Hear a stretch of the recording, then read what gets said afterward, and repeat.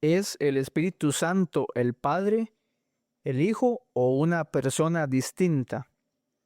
En los últimos años ha cobrado fuerza una corriente teológica que niega que el Espíritu Santo sea una persona distinta del Padre y del Hijo.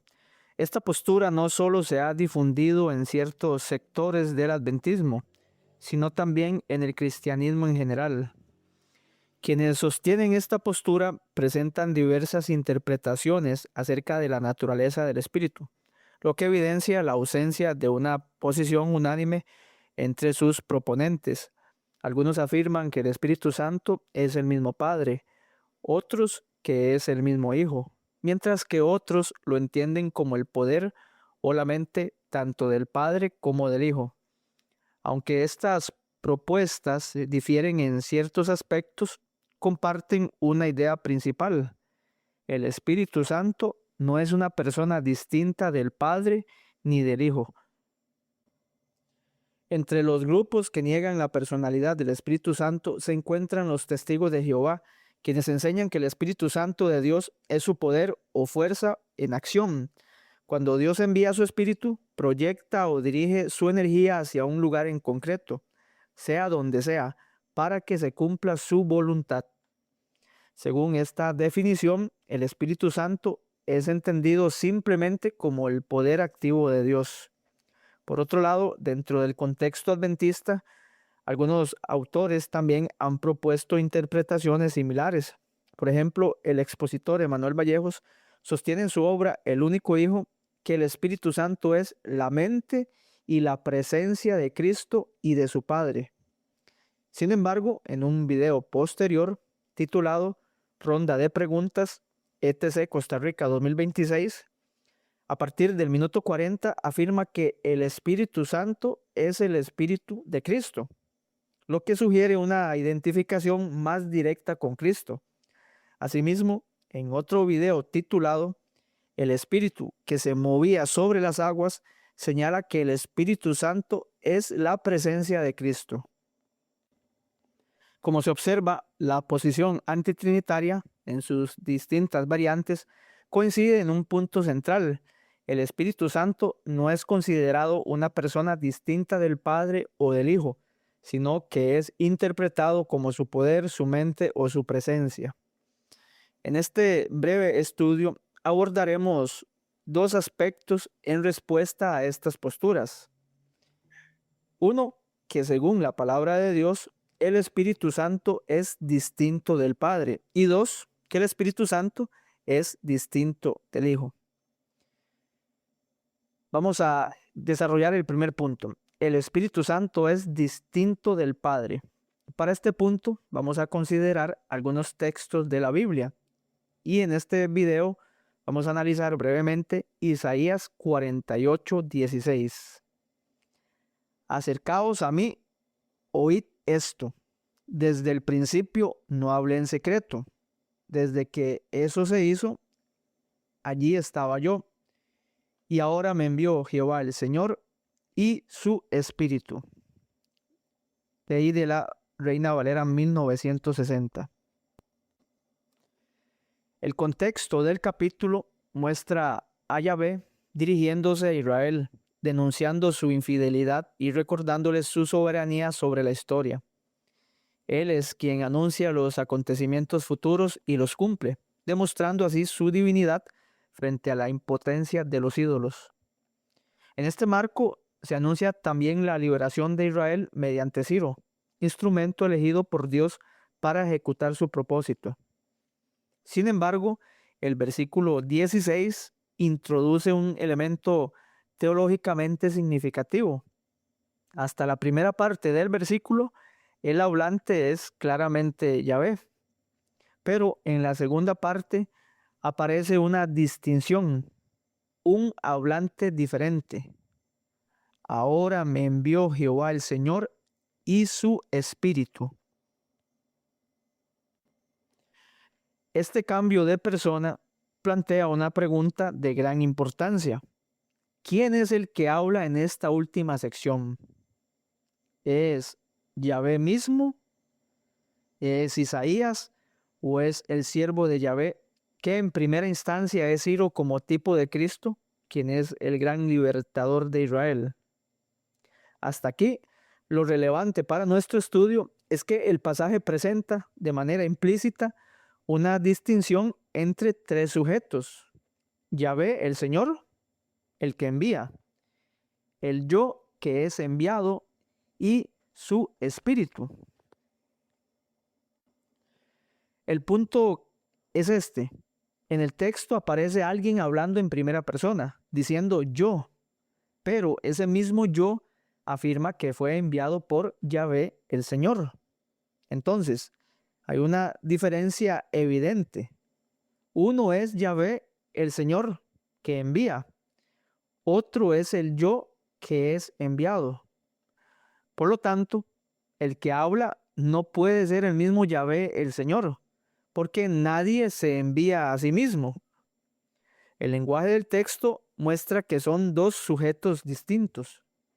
De manera que el hablante no parece ser Yahvé, el Señor, quien ha venido hablando a lo largo del capítulo, sino el siervo por excelencia introducido previamente en Isaías 42:1. El Nuevo Testamento identifica explícitamente a este siervo con Cristo.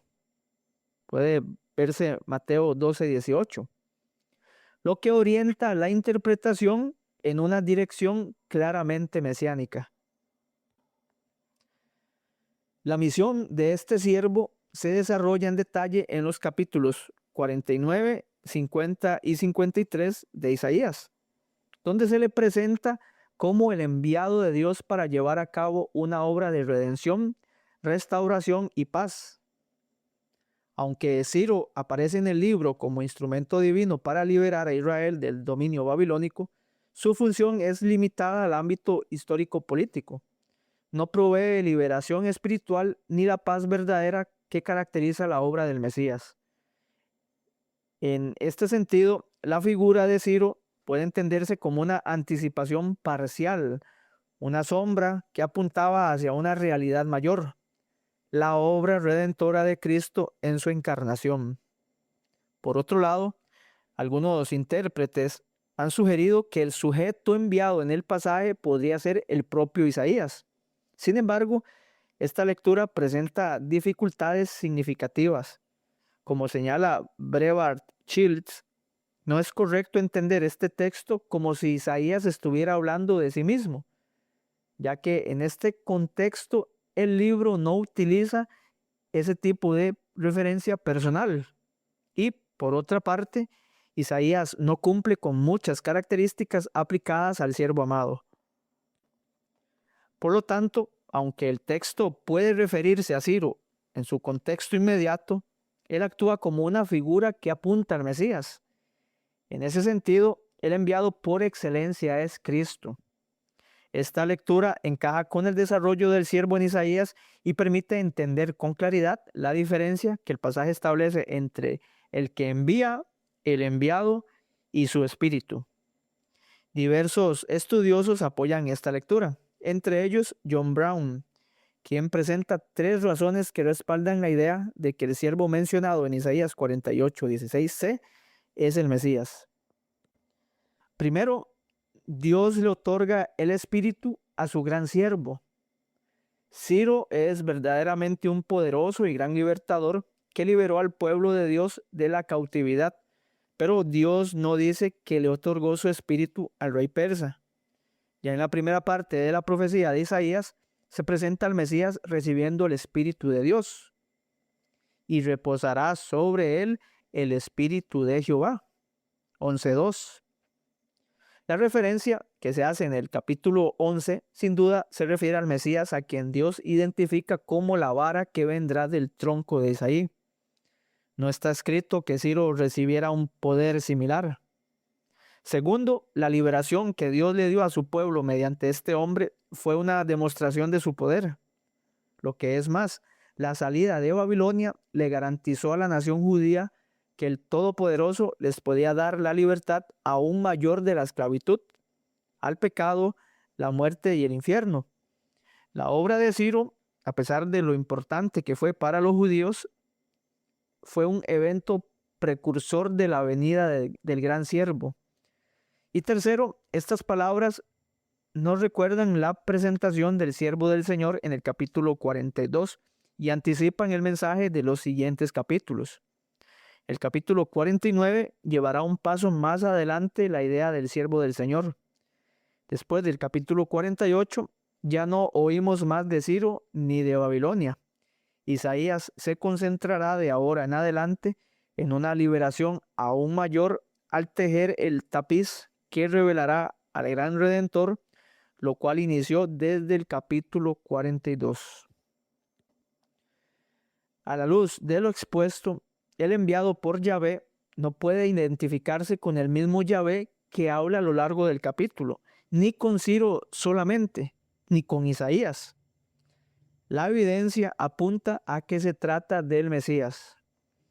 Esto establece una diferencia clara en el texto. Por un lado, Yahvé, el Señor, quien envía, y por otro lado, el enviado, que corresponde al Mesías. En este punto, el pasaje presenta de manera explícita al Padre y al Hijo como dos sujetos distintos dentro de la acción divina. Sin embargo, el versículo 16 añade un elemento adicional de gran relevancia para nuestro estudio. El Mesías afirma haber sido enviado no solo por Yahvé el Señor, sino también por su Espíritu.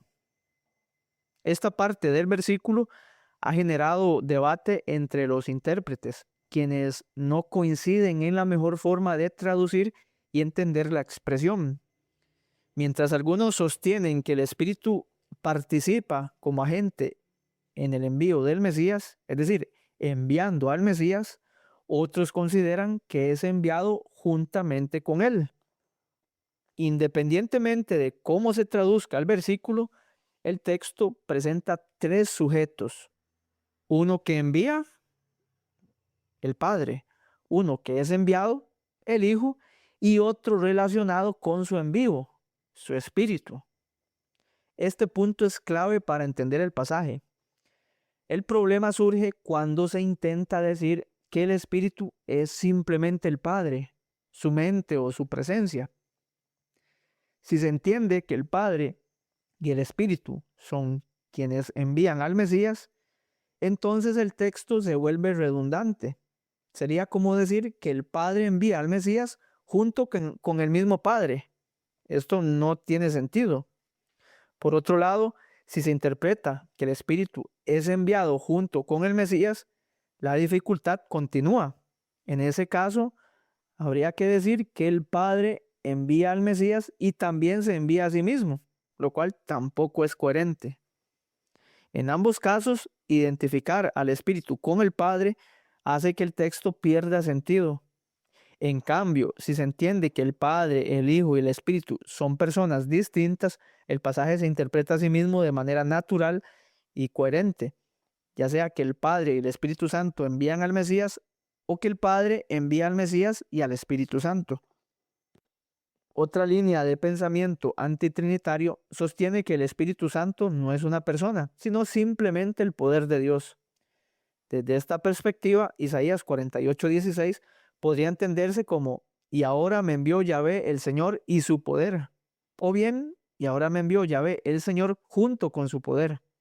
En otras palabras, el Espíritu sería solo la fuerza activa o poder del Padre. Sin embargo, esta interpretación genera serias dificultades al confrontarla con el resto del testimonio bíblico. Como han señalado Wayne Grudem y Norman Gulley, existen varios pasajes donde el Espíritu Santo y el poder de Dios aparecen mencionados de manera conjunta, lo que impide identificarlos como si fueran exactamente lo mismo. Por ejemplo, Lucas 4:14. Jesús regresó a Galilea en el poder del Espíritu. Si el Espíritu fuera simplemente poder, la expresión se volvería redundante. Jesús regresó a Galilea en el poder del poder. Hechos 10:38. Me refiero a Jesús de Nazaret, cómo lo ungió Dios con el Espíritu Santo y con poder. Bajo la interpretación antitrinitaria, equivaldría a decir: me refiero a Jesús de Nazaret, cómo lo ungió Dios con el poder de Dios y con poder. Romanos 15:13. Y el Dios de esperanza os llene de todo gozo y paz en el creer, para que abundéis en esperanza por el poder del Espíritu Santo. Bajo el concepto antitrinitario leeríamos: para que abundéis en esperanza por el poder del poder. Y un texto más, 1 Corintios 2:4. Y ni mi palabra ni mi predicación fue con palabras persuasivas de humana sabiduría, sino con demostración del Espíritu y de poder. Este lo leeríamos así, bajo las presuposiciones antitrinitarias. Y ni mi palabra ni mi predicación fue con palabras persuasivas de humana sabiduría, sino con demostración del poder y de poder. En todos estos casos, la reducción del espíritu a una mera fuerza o poder produce expresiones vacías o innecesariamente repetitivas. En resumen, la Biblia no presenta al Espíritu Santo como si fuera el mismo Padre. Pasajes como Isaías 48:16 muestran que existe una distinción entre los miembros de la deidad. Uno envía, otro es enviado y junto a ellos aparece su Espíritu, ya sea que envía o que es enviado. Una correcta interpretación del texto no permite pensar que el Padre y el Espíritu son el mismo sujeto de la oración. Cuando se intenta reducir al Espíritu a la mente, la presencia o el poder del Padre, surgen problemas serios. El pasaje pierde sentido y su interpretación se vuelve simplista. En lugar de aclarar el sentido, lo complica. Además, en muchos otros textos bíblicos, el Espíritu Santo aparece junto al poder de Dios, no como si fueran lo mismo, sino de formas muy distintas. Si el Espíritu fuera solo un poder impersonal, muchos textos bíblicos terminarían siendo incoherentes. De esta manera concluimos que el Espíritu Santo no es la misma persona que el Padre, es un ser distinto y solo así el testimonio bíblico se mantiene claro y coherente.